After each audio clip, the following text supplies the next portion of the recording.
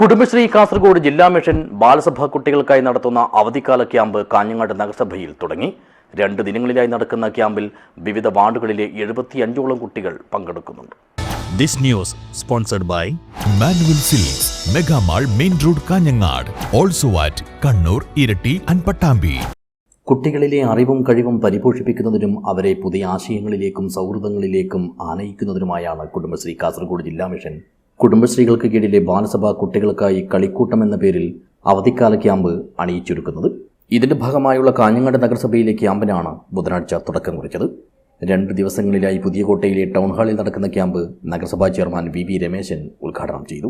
കുടുംബശ്രീ കാസർഗോഡ് ജില്ലാ മിഷന്റെ ആഭിമുഖ്യത്തിൽ കാഞ്ഞങ്ങാട് നഗരസഭ 2 CDSന്റെയും നേതൃത്വത്തിൽ ഇന്നും നാളെയുമായി കുട്ടികൾക്കുള്ള പരിശീലന ക്യാമ്പ് സംഘടിപ്പിക്കുക. നമ്മുടെ ചെറിയ കുട്ടികളിൽ അവരെ ഉള്ളിൽ ഉറങ്ങിക്കിടക്കുന്ന കലാകായിക വാസനകളെ പ്രോത്സാഹിപ്പിക്കുക എന്നതാണ് CDS ജില്ലാ മിഷനൊക്കെ ഇതുകൊണ്ട് ഉദ്ദേശിക്കുന്നത്.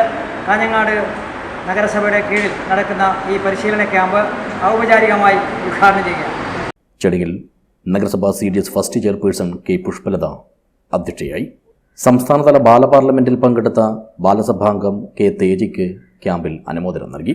കുടുംബശ്രീ ജില്ലാ മിഷൻ കോർഡിനേറ്റർ രതീഷ് പിലിക്കോട് മുഖ്യാതിഥിയായി പങ്കെടുത്തു.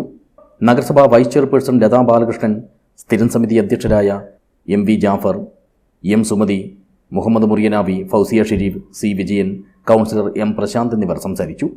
Second CDS chairperson PV Rathnavathi സ്വാഗതവും ബ്ലോക്ക് കോർഡിനേറ്റർ K ജിജി നന്ദിയും പറഞ്ഞു.